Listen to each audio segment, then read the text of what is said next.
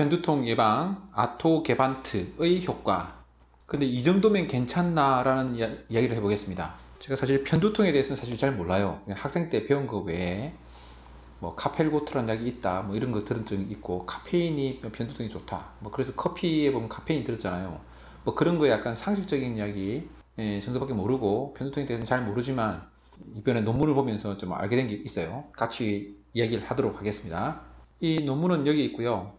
아토게반트 for preventive treatment of migraine이겠죠. 그래서 2021년 8월 약 1년 전에 나왔던 논문이고요.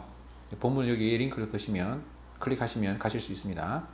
배경을 보시면 아토게반트는 경구용 소분자 가시토닌 유전자 관련 펩타이드 수용체 기량제, 어렵죠. 그래서 가시토닌에 관련된, 그렇게 해서 결국 편두통을 예방하기 위한 약으로 연구되고 있는데, 그래서 이번에는 임상 시험을 하려고 하는 거예요. 지금까지는 이제 동물 실험, 그 분자적인 실험, 그리고 1상, 2상 실험을 했죠. 그래서 이제 3상 실험을 하는 겁니다. 보통 1상, 2상을 통해서 뭐 여러 가지 부작용도 좀 알아보고, 용량을 어느 정도 해야 될지도 알아보고, 뭐 등등등 해서 이제 3상 시험을 하게 됩니다. 그래서 3상은 어떻게 했느냐? 이중맹검, 그 이중맹검 환자도 내가 약을 먹었는지 안 먹었는지 잘 모르고, 가짜인지 진짜인지 잘 모르고, 주는 사람도 마찬가지고, 뭐 이런 거를 이중맹검이라 그럽니다. 그렇게 해야 정확하게 알 수 있으니까요. 1일 1회 약을 먹는데 10ml, 30ml, 60mg의 약과 함께 위약을 넣었죠. 그러니까 총 4군으로 나눈 겁니다. 그리고 12주간 투여를 했어요. 랜덤하게 한 겁니다. 그래서 나는 몇 미리그램짜리 약을 먹었는지 사실 잘 모르는 거예요. 환자들도. 어떤 사람은 위약, 가짜 약을 먹을 수도 있겠죠. 자, 그러면 1차 종결점은 12주 동안 약을 먹은 다음에, 12주면 3개월이잖아요. 그래서 1개월, 2개월, 3개월 먹은 다음에 최종 3개월째 편두통 일수를 조사하는 거예요. 기준선으로부터의 변화. 기준선이 처음 시작할 때거든요. 처음 시작할 때의 변화를 보는 거죠.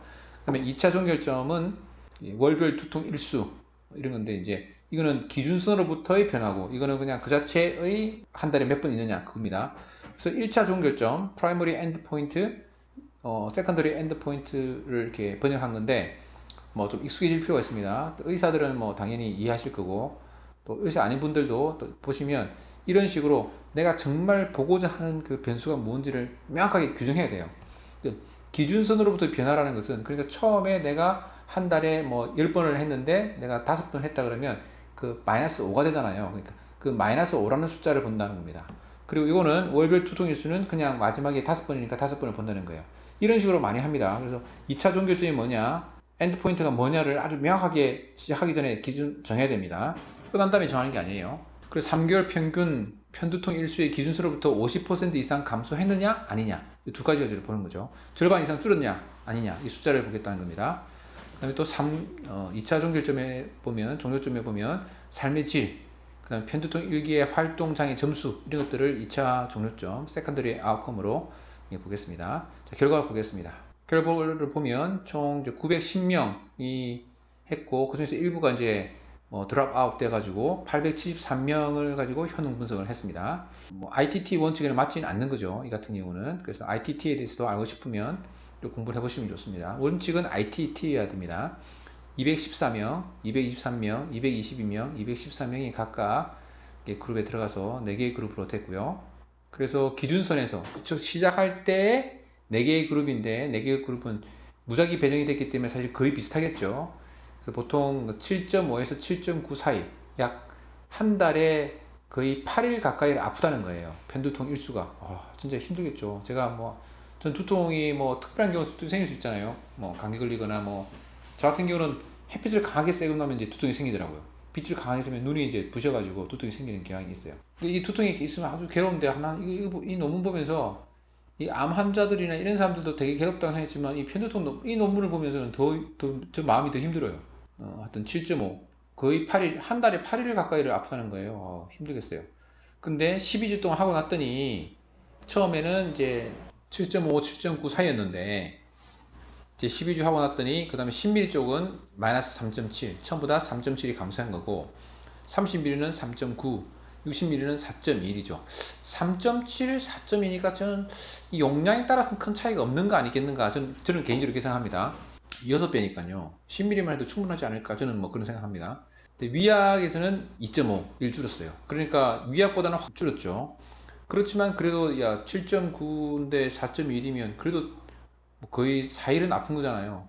이것도 쉽지 않을 것 같다는 생각이 듭니다, 저는.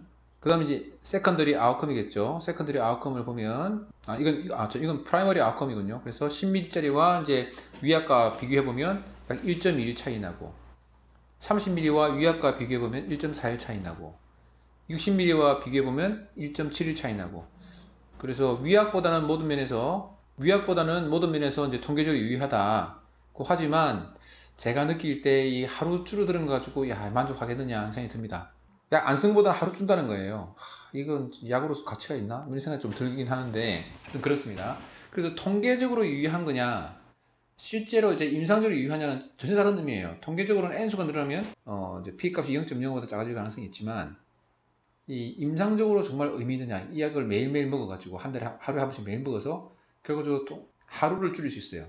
위약보다는 이게 도움이 된다고 할 수 있을까? 뭐 그런 생각이 좀 듭니다.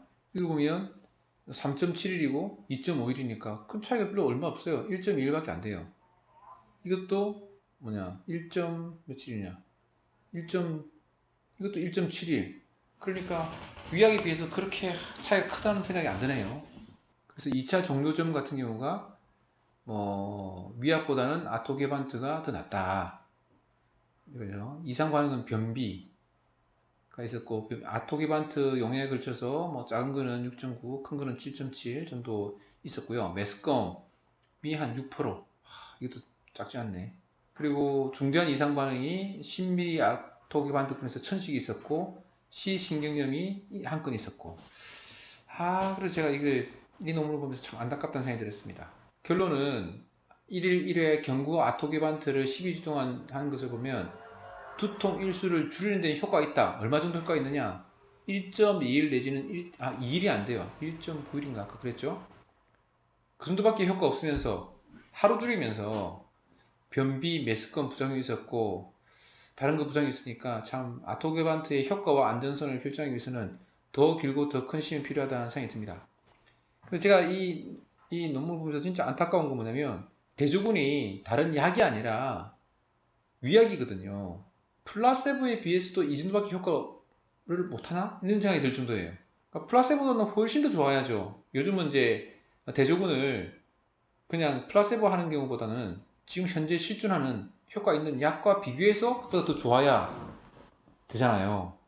근데 이 약은 이 실험은 위약, 가짜약, 아무 효과 없는 약과도 비교했는데도 별 차이가 안 났다. 그러면 이 약이 아토게반트가 효과가 있나? 뭐 이런 생각이 들 정도입니다. 과연 앞으로 개발될 것인가? 뭐 저는 상당히 의문스럽습니다. 제가 편도통을 잘 모르니까 하는 얘기일 수 있어요. 편도통 약이 그만큼 어렵다. 그러면 이제 뭐 하루 줄인 것만 해도 큰일이겠죠. 근데 저는 어쨌든 뭐 저희 생각에는 그렇습니다. 그래서 제목이 이거예요. 이 정도 갖고 약이라고 할 수 있나? 할 정도로 제가 큰 실망을 했습니다. 개인적으로는 이 두통에 대해서 제가 별로 경험이 없다 보니까 두통이 상당히 두렵거든요. 저 같은 경우는. 또 그리고 두통이 있는 사람들은 얼마나 힘들까 이런 생각이 들어요. 근데 이 약의 효과가 이 정도밖에 없단 말이야? 이런 생각하니까 너무 안타깝습니다. 제약 하시는 분, 또 의사 선생님들이 더 열심히 수고하고 연구해가지고 좋은 약이 나오면 좋겠습니다. 안타깝습니다.